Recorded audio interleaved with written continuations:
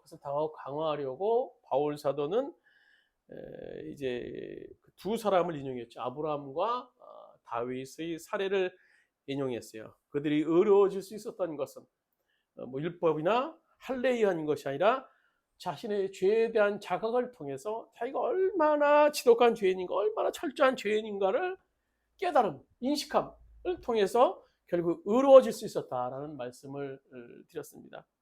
그리고 오늘 이 본문에서는요, 이 아브라함의 믿음을 좀 더 구체적이고 세밀하게 이제 14절부터 쭉 기록되어 있는 것을 볼 수 있는데요.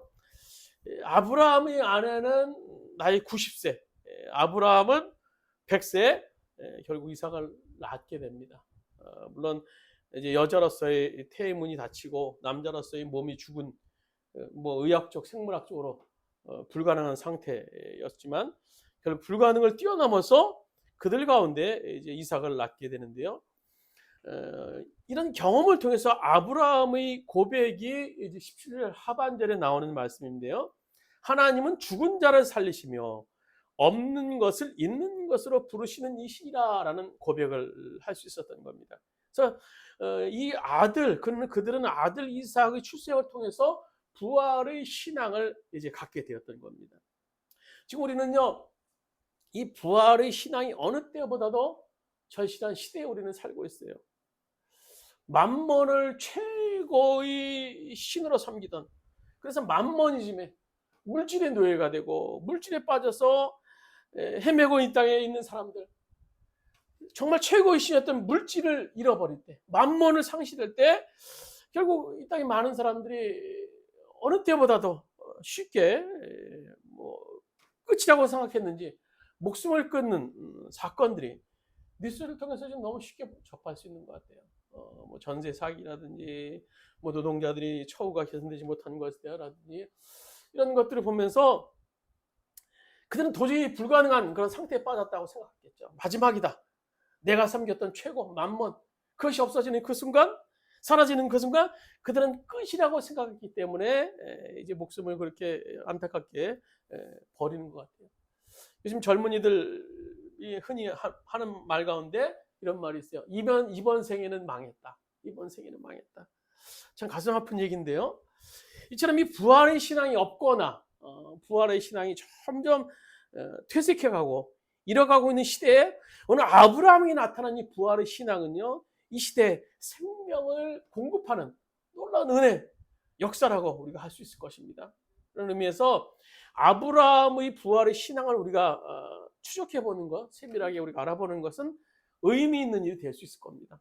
첫 번째는 아브라함이 가진 부활의 신앙 가운데 첫 번째는 아브라함이 어떻게 부활의 신앙을 형성할 수 있었는가 하는 거예요. 만약 어떤 사람이 나는 하나님을 믿습니다. 나는 부활의 신앙을 믿습니다. 주님은 나의 주님이십니다. 십자가를 믿습니다라고 고백한다면 그가 이런 부활의 신앙에 도달할 수 있었던 데는 두 가지 과정이 있었어요. 첫 번째로는 경험적 과정이 있었을 것이고 또 하나는 논리적인 어떤 생각의 과정을 통해서 그가 도달할 수 있었을 것입니다. 경험적 과정은요, 우리가 신앙생활 하다 보면 어떤 체험을 갖게 되죠.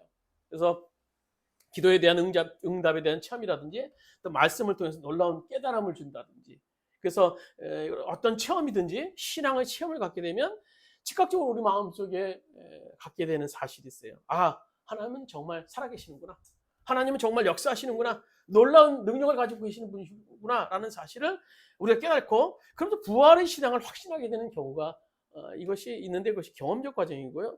또 하나는 논리적 과정을 통해서 이제 부활의 신앙에 도달하는 경우가 있는데요. 그 예 가운데 하나가 이 합리주의 철학자 칸트가 이제 부활의 신앙을 갖게 된 그런 경우를 볼 수 있는데요. 그 어느 날 살면서 이런 생각을 했다고 합니다. 죽음이 과연 모든 것이 끝날 걸까? 죽으면 끝나는 걸까? 그러면 너무 불공평하지 않는가? 이 땅에서 어떤 사람 보면은 자기 나쁜 일 하면서도 못된 짓 하면서도 잘 먹고 잘 사는 경우가 있고, 반대로 저렇게 선하게 살고 이렇게 살려고 하는데 고난당하고 없게 살고 괴로운 사람을 볼 수 있는데, 이 세상에서 모든 것이 끝난다면 이 세상은 너무 불공평하지 않는가? 그렇다면 부활이 있어야 악인은 심판을 받고 선인은 상을 받아야 된다. 이것이 부활의 신앙을 확신하게 된 그런 칸트 이해고요. 또 많은 크리스찬들이 부활의 신앙에 대해서 이제 논리적으로 접근하는 경우가 있는 것을 볼 수 있어요. 성경 속에서 어느 날 믿어지지 않았던 그 말씀이 나에게 믿어지기 시작하는 거예요. 창세기부터. 그래서 쭉 창세기부터 믿어지기 시작하면 그 다음 논리가 서는 거예요. 창세기부터 하나님 천지를 창조하셨고 하나님은 거짓말을 안 하시고 성실한 분이야. 그 하나님이 예수 그리스도를 보내셨어. 이 땅에 우리들이 죄를 대속하시고 십자가에 보내셨어. 그분이 다시 오셨어. 부활하셨어. 그리고 우리 가운데 함께 하셨어. 그 부활의 능력으로 우리 가운데 삶을 살게 하셨어. 그 말씀이 어떤 논리적인 과정, 생각의 과정을 통해서 부활의 신앙을 믿게 되는, 부활의 신앙을 도달하는 경우가 있어요. 그럼 오늘 본문에 돌아와서 이 아브라함이 부활의 신앙에 도달하게 되었는지, 어떻게 도달하게 되었는지, 아브라함도 두 가지 과정을 거쳤어요. 첫 번째는 경험적 과정입니다. 오늘 아브라함과 사라가 이삭을 얻을 때 우리가 잘 알고 있는 대로 나이가 100세였고 사라는 90세.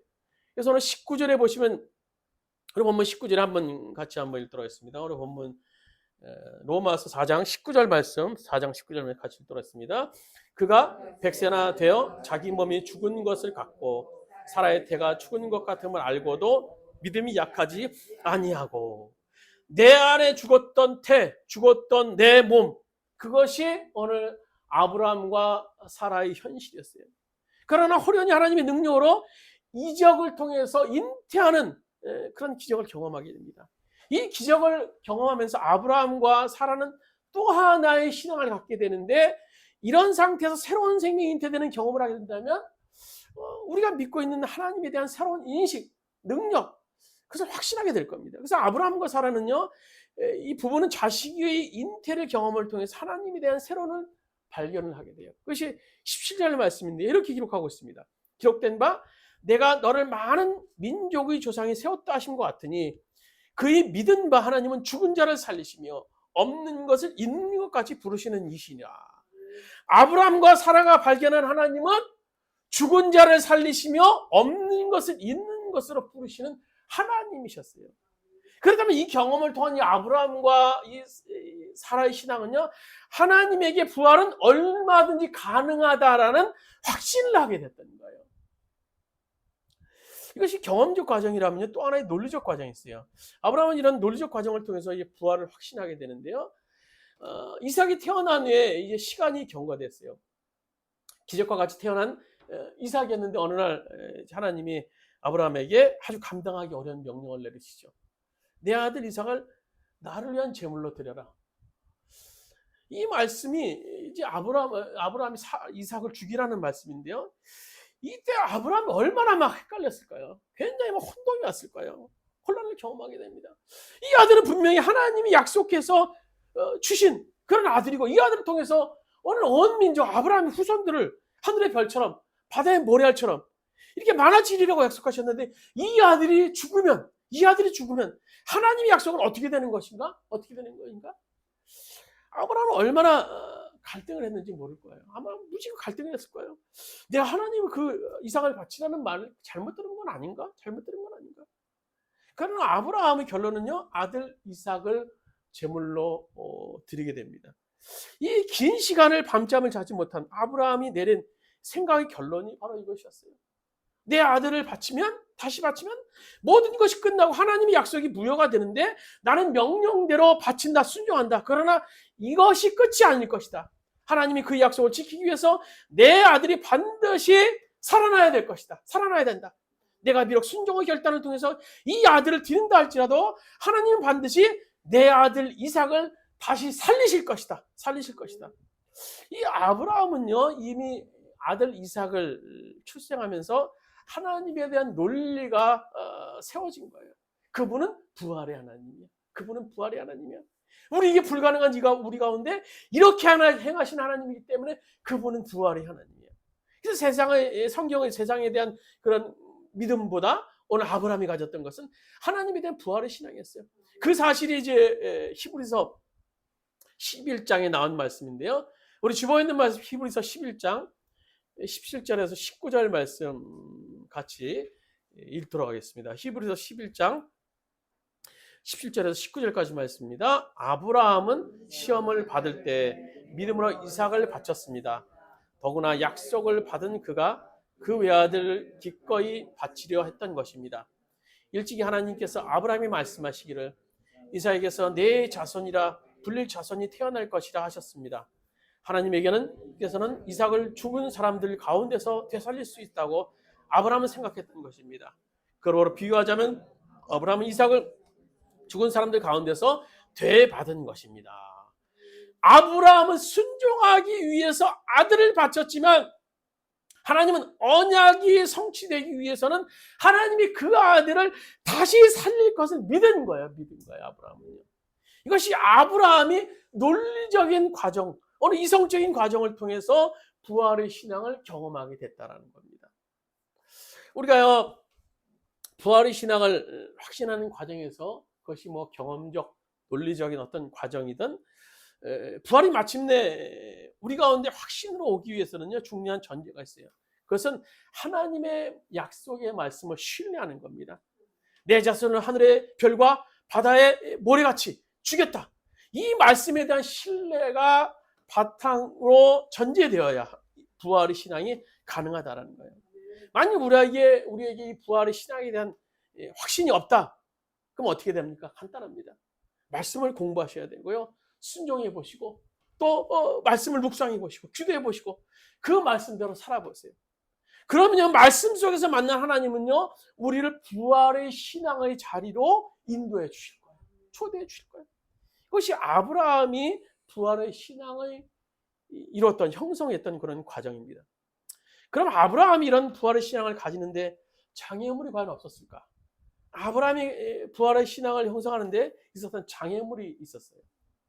우리가 본문을 이렇게 피상적으로 쭉 읽다 보면요, 아브라함과 사라가 아무런 어려움 없이 그들은요, 부활이라는 엄청난 사실을 믿었다는 것이 아닐까, 그런 인상을 받을 수가 있어요. 그러면서 이것은 신앙의 선조에 오래된 얘기에 아브라함이나 믿을 수 있는 얘기지, 나 같은 사람이, 나같이 부족한 사람이 그것이 가능해? 불가능할 거야. 그래서 19절의 하반절에 보면 이렇게 기록하고 있죠. 태가 죽은 것 같음을 알고도 아브라함의 믿음은 약해지지 아니하였다라고 기록하고 있어요. 이런 믿음을요, 우리는 범접할 수 없는 믿음이에요. 감히 흉내낼 수도 없는 믿음. 나에게 불가능할 것이라고 얼마든지 생각할 수 있는 그런 믿음입니다. 거기다 20절에 보시면요, 오히려 믿음이 더욱더 견고해졌다. 믿음이 굳세졌다. 정말 우리가 이 본문을 읽어보면요, 이거 정말 우리에게 해당되는 말씀일까? 정말 숨막힐 정도예요. 숨막힐 정도. 그러나 이 문장들 좀 더 살펴보면요, 다른 결론을 우리가 얻을 수 있는데요. 20절에 믿음이 견고해졌다, 혹은 약속을 의심치 않았다라는 그 말씀은요, 헬라어 동사 가운데 부정과거 동사인데요. 이 부정과거 동사 가운데 몇 가지가 있는데, 오늘 이 본문의 이 말씀은요, 총괄적인 용법으로 쓰인 거예요. 총괄적인 용법. 총괄적인 용법. 이 총괄적인 용법이라는 것은 뭔가 하면 어떤 동작이 지속되는 기간이 얼마든지 간에 그래서 총체적으로 하나로 보아서 결론을 맺는다라는 거예요. 그렇다면 여기서 약속을 아브라함이 의심치 않았다라는 말은요, 결론적으로 총체적으로 볼 때 그렇게 되었다라는 거예요. 바꿔 말하면요, 아브라함도 우리 같이 의심했다라는 거예요. 아브라함도 우리 같이 정말 하나님이 그럴 수 있을까? 의심의 여지가 있었다는 거예요. 하나님이 그렇게 하실 것일까? 믿음이 흔들리는 그런 유혹, 그런 과정도 있었다라는 것이 아브라함의 얘기예요.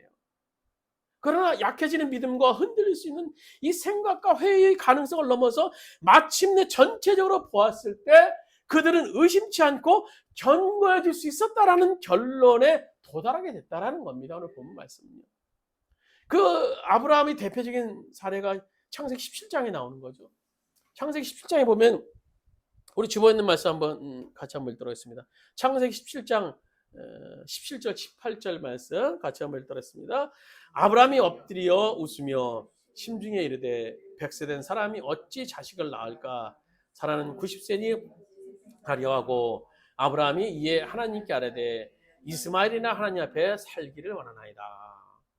어느 날 아브라함에게 하나님이 나타나셨어요. 그에게 다시 한번 이제 약속을 상기하기 위해서 15장의 약속을 드렸죠. 전쟁터에 나간 아브라함에게 나타나셔서 하늘의 별을 봐라, 그 별처럼 너희 후손을 주겠다라고 약속을 하셨어요.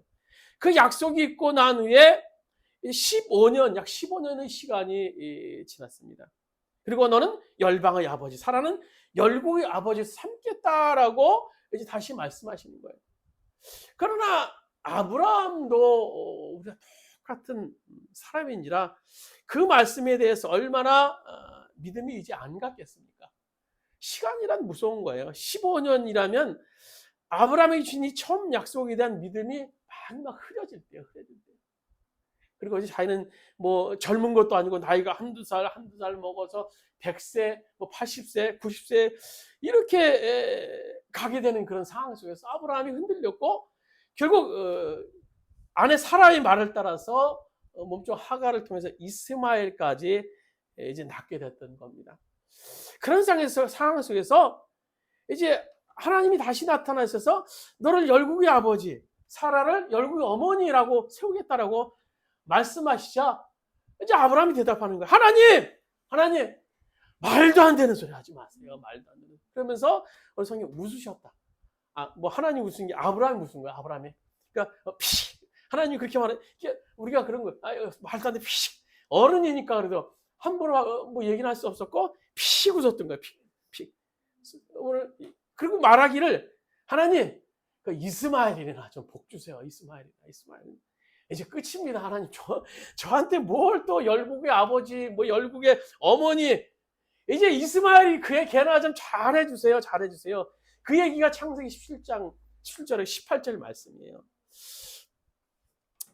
오늘 참 우리가 또 이런 상황 속에서 이제 사라의 얘기도 나오죠. 18장에 이어서 이제 창세기 18장에 사라의 뭐 얘기도 나와요. 그래서 사라가 그 얘기를 뒤에서 듣고 있다 속으로 피 웃죠. 사라에 대한 반응도 그것이 이제 가능하겠습니까? 그녀도 없었어요. 제가 참 이 17장의 이 아브라함의 이 모습을 보면서 참 공감이 가는 그런 모습. 평범한 우리나라 같은 이 아브라함의 모습이 성경이 너무 참 잘 표현했던 그런 구절인 것 같아요. 제가 17장 17절에 아브라함이 웃었다라는 것이 그냥 웃으며 심중에 이르되 이렇게 하고 있는데요. 세번역 버전은 그래도 속으로 이제 사라처럼 웃었다라고 기록하고 있어요. 그러니까 아브라함도 이제 15년이라는 긴 시간이 지나니까요. 그 약속의 말씀이 웃은 거예요. 너무나. 그게 말도 안 되는 소리라는 거죠. 그래도 하나님이기에 어떻게 곁으로 표현할 수 없었고 속으로 이렇게 피 웃으면서 가는 말이 참 많은 이 공감이 되어서 참 은혜가 됐던 그런 이 창세기 17장 17절 말씀이에요. 그러니까 아브라함과 사라에게도 이렇게 의심의 순간들이 있었고요. 회의의 순간도 있었으며 믿음이 연약해지는 순간도 있어요. 그래서 인간적인 방법도 그들이 사용했어요. 우리도 마찬가지입니다. 하나님께서 오늘 우리 가정에 또 우리 일터에 주님의 교회에 주신 비전이 있어요. 그 비전이 있지만요. 세월이 흘러가면서 흐려질 수가 있어요. 우리 가정에 우리 자녀들을 통해서 주님께 주시고자 하는 그런 비전들, 계획들 그것이 말씀을 통해서 내가 깨달음을 통해 나에게 주셨는데 흐려질 수가 있어요. 그것이 가능할까? 지금 우리 가정을 보면 우리 자녀들이 보면 가능할까? 주님의 교회 외에 2020년에 주님께 주신 그 비전, 주원교회에 주신 비전이 있는데 이제 세월이 흘러가고 변함없이 흐르다 보니까 우리들 마음속에 하나님께 주신 그 비전, 선교적 교회에 대한 비전, 온 교회를 통해서 하나님이 하심을 나타내는 교회에 대한 비전이 점점 흐려질 수가 있어요. 이것이 가능해? 무슨 주원교회 이것은 선교적 교회는 뭐 선교적 교회야. 지금 그냥 버티고 있는데 이것이 가능해? 변함없는 삶 속에서 오늘 아브라함과 사라도 마찬가지예요. 점점 세월이 흐르고 나이가 흘러감을 통해서 하나님 주신 비전에 대해서 흐려질 수가 있었던 거예요. 그래서 피고 있었던 거예요. 오늘 의심하게 되는 거 아브라함과 사라 우리도 마찬가지예요. 중요한 것은요. 의심하느냐 안 하느냐 아니라 의심이 올 때 어떻게 우리가 넘어설 수 있느냐 하는 거예요. 우리 주신 하나님의 비전 앞에 내 믿음이 흔들리는 그런 위기 앞에서 우리는 어떻게 넘어설 수 있겠습니까? 우리는 하나님께서 어떻게 사라를 도와주셨는가를 오늘 성경 속에서 찾아보면서 그 대답을 찾을 수가 있어요. 약속의 말씀에 대해서 의심하는 사라와 아브라함에게 하나님께서 그 현장에서 확신의 말씀을 주시죠. 오늘 창세기 18장 14절 말씀 이렇게 기록하고 있어요. 여호와께서 능치 못할 일이 있겠느냐? 기한 이를 때 내가 내게 돌아오리니 사라에게 아들이 있으리라. 오늘 만물을 창조하시고 오늘 만물 가운데 역사하시며 무에서 유를 창조하시며 여호와 하나님, 그 하나님 원하신다면, 그 하나님께서 원하신다면 하나님께서 능치 못할 일이 없다라는 겁니다. 있겠느냐라는 거예요. 사람들이 왜 부활을 확신하지 못합니까? 그것은요, 근본적으로 하나님의 전능성에 대한 신뢰의 문제가 있기 때문이에요. 우리 하나님이 전능하시며 무에서 유를 창조하신 분이시라면 그 하나님에게 부활이 불가능하겠습니까? 우리 삶 가운데 부활이 불가능하겠어요? 오늘 깜깜한 우리 현실 앞에 그분이 부활이 불가능하겠습니까? 일본에 유명한 종교가인 우찌마라 간조라는 분이 계세요. 어떤 대학생이 와서 그분에게 이렇게 얘기를 했어요. 선생님, 왜 믿기 어려운 기적을 자꾸 믿으라고 하십니까? 제가 성경 공부를 하는데요, 성경의 기적 같은 얘기를 좀 자꾸 믿으라고 하지 마시고 저 그걸 빼놓고 좀 얘기하시면 안 될까요? 뭐 예수님이 무리를 걸어가는 얘기, 뭐 홍해를 가는 얘기, 뭐 부활, 죽었다가 살아난 부활은 한 얘기 빼놓고 성경을 읽고 신앙생활 하면 안 될까요? 그런 질문을 했습니다.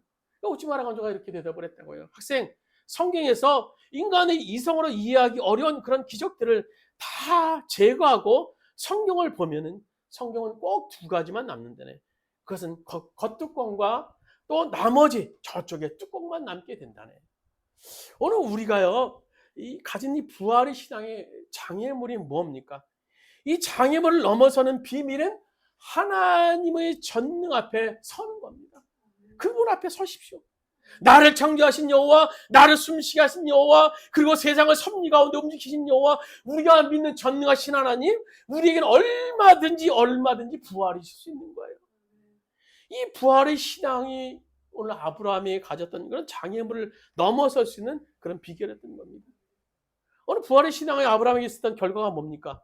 오늘 결과 두 가지로 있는데요. 첫 번째로는요, 아브라함이 하나님께 영광을 돌리게 돼요. 20절 말씀으로 본문 20절 말씀 같이 한번 읽도록 하겠습니다. 오늘 로마 4장 20절 말씀입니다. 믿음이 없어 하나님의 약속을 의심하지 않고 믿음으로 견고해져서 하나님께 영광을 돌리며. 여러분, 우리의 신앙이 세상 앞에 당당하지 못하고 또 추피추피하며 이렇게 서지 못하는 이유가 어디 있습니까?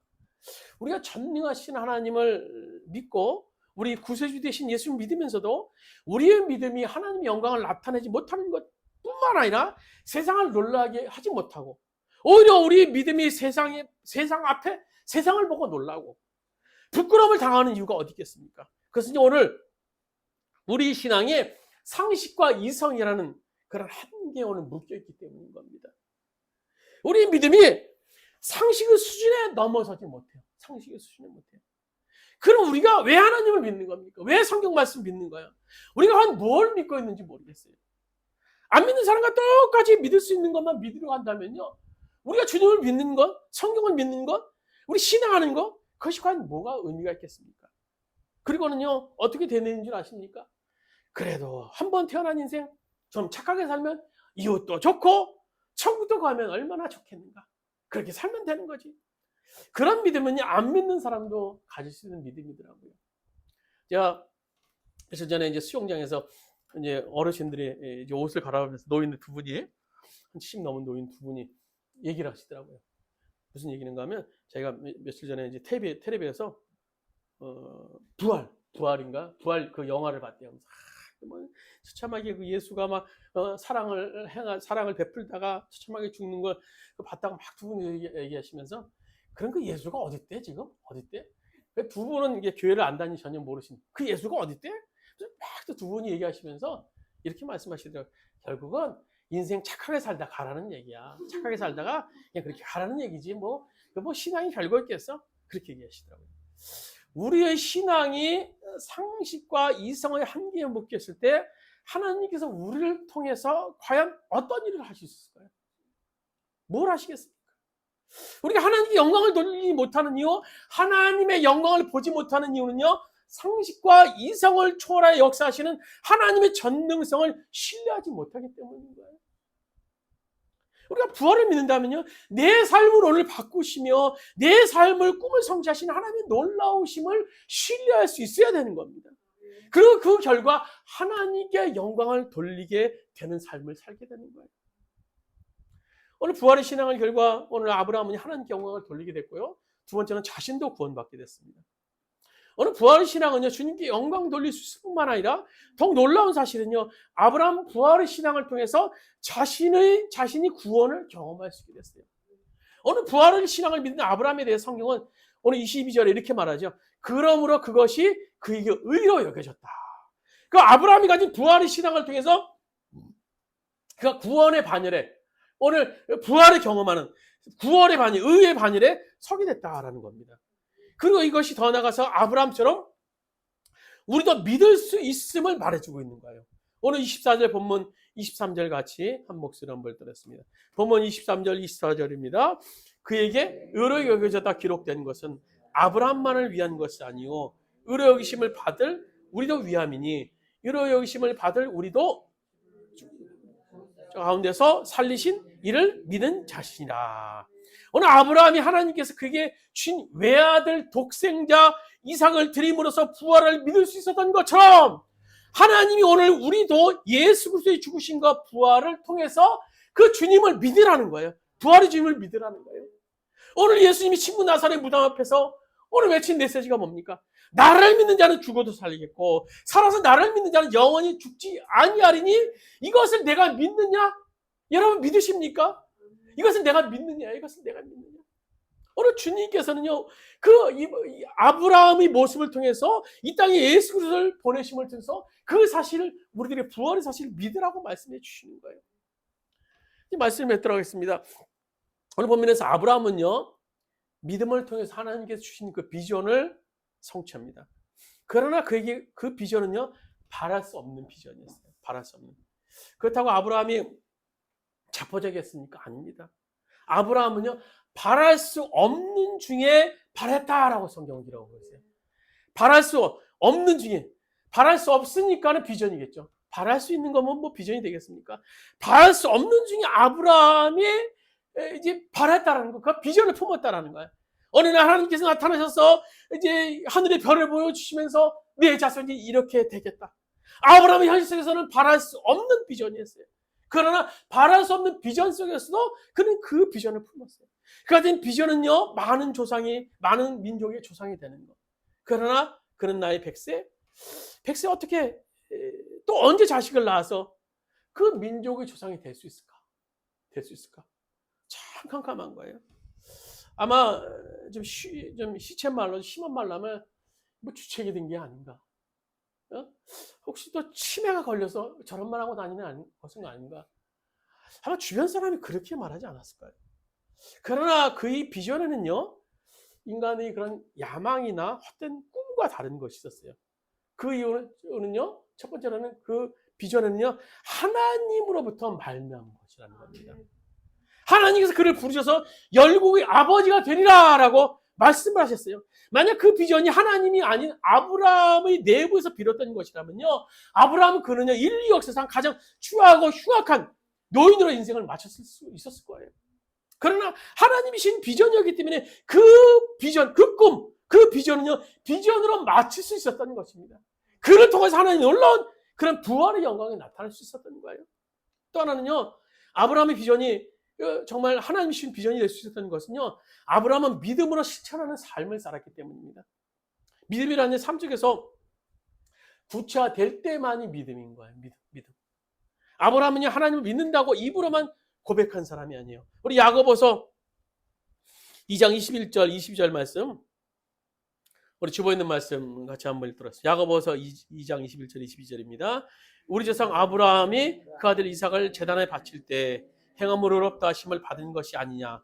내가 보거니와 믿음이 그의 행함과 함께 일하고 행함으로 믿음이 온전하게 되었느니라.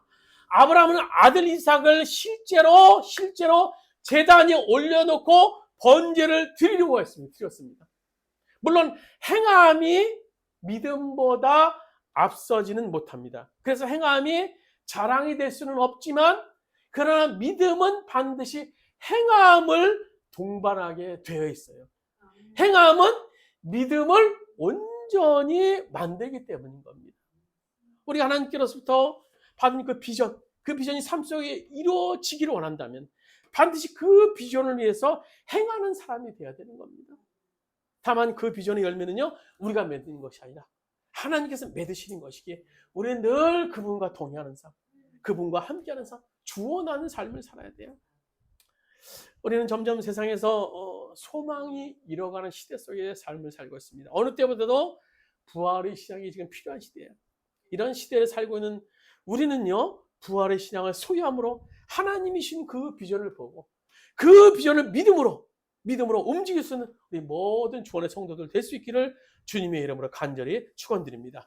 우리 말씀을 생각하시면서 잠시 합심해서 한번 기도드리시겠습니다. 하나님, 나에게 주신 그 비전들 점점 정말 아브라함처럼 흐려지고 있습니다. 아브라함처럼 정말 아브라함이 가졌던 것처럼, 근데 때로는 인간적인 방법, 또는 인간적인 그런 생각들을 가질 때 있습니다. 용서해 주시고 우리 가정에 주신 그 비전들, 우리 자녀들에게 주신 비전들, 나에게 주신 그 비전들, 또 우리 교회에 주신 비전들, 또 이 민족에 주신 그 비전들 믿고 오늘로 믿음으로 나갈 수 있는 우리 모두가 되게 해달라고 우리 주여 한번 지갑시면서 통성으로 기도드리시겠습니다. 주여, 아버지 하나님, 우리의 믿음을 주옵소서. 아버지 하나님, 우리들의 믿음을 주옵소서. 아버지 하나님, 우리의 믿음을 더욱 허락하여 주옵소서. 아버지, 우리의 믿음을 더욱 허락하여 주옵소서. 아브라함이 강감하여 주시니 믿음을 가졌던 것처럼 우리가 믿음을 가질 수 있도록 기도하여 주옵소서. 우리가 믿음이 없습니다. 우리 믿음이 없으면 늘 넘어집니다. 늘 쓰러집니다. 아버지 하나님, 용서하여 주옵소서. 아버지는 용서해 주옵소서. 아버지 용서해 주옵소서. 여호와의 아버지 용서해 주옵소서. 아버지 용서해 주옵소서. 아버지 용서해 주옵소서. 우리의 믿음으로 가여 주옵소서.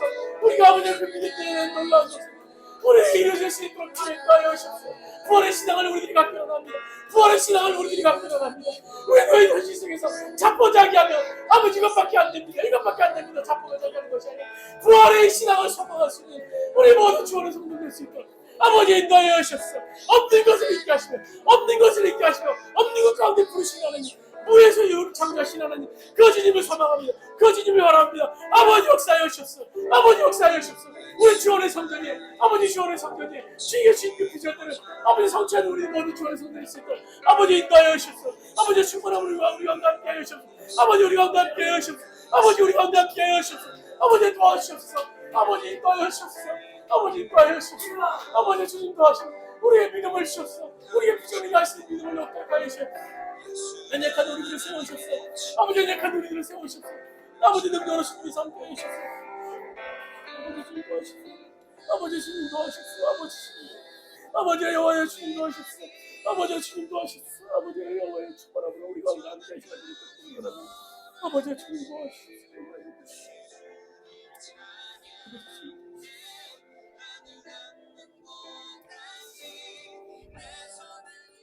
오늘 무에서 유를 창조하신 하나님, 없는 것을 있는 것 같이 부르신 하나님, 오늘 아브라함의 캄캄한 현실, 불가능한 현실이었지만 그 가능 속에, 그 불가능한 현실 속에서 하나님이 함께 하심을 믿음을 통해서 비전을 가지고 그 비전대로 되었던 아브라함의 신앙을 우리가 목격합니다. 아버지, 그 신앙, 그 믿음 우리도 가질 수 있도록 주님 인도하여 주셔서 세월의 지난 속에서 우리가 가졌던 그 비전, 주님에 대한 그 비전들이 오늘 상실되고 있지 않습니까? 우리의 자녀들에게 가졌던 그 비전들, 우리 가정에 가졌던 그 비전들, 또 우리 일터에서 가졌던 그 비전들, 주님의 교회, 주원의 교회에 가졌던 그 비전들, 세월의 지남을 통해서 우리가 약해지고 상실되어져 가고 있지 않습니까? 주님, 우리의 믿음을 용서하여 주시옵소서. 우리의 믿음 없음을 용서하여 주시옵소서. 우리가 주님이 주신 그 비전에는 확신을 가진 가운데 그 비전을 꿈꿀 수 있도록 인도하여 주시고, 바랄 수 없는 일이 이룰 수 있는 그 주님, 이루게 하시는 그 주님을 소망하는 우리들 모든 주원의 성도들 될 수 있도록 인도하여 주시옵소서. 우리에게 믿음을 더욱 허락하여 주시옵소서. 우리 약속의 말씀을 믿을 수 있는 믿음을 더욱 허락하여 주셔서 주의 영광에 나타나시는 우리 모든 주원의 성도들 될 수 있도록 주께서 인도하여 주시옵소서. 이제는 우리 주 예수 그리스도의 은혜와 하나님 아버지의 무한하신 사랑하심과 보혜사 성령님의 감화 감동 내지 교통 역사하심의 은혜가 오늘 주님의 말씀 붙잡고 오늘 그 말씀대로 될 것이라는 확신, 오늘 아브라함이 가졌던 그 확신, 그 믿음대로 오늘 이루기로 하는 우리 모든 주원의 성도들 머리 위에, 그의 가정 위에, 사업장과 직장 위에, 이민족 위에, 이 모든 교회들 위에 이제부터 언제까지 함께 하시기를 간절히 축원하옵나이다. 아멘.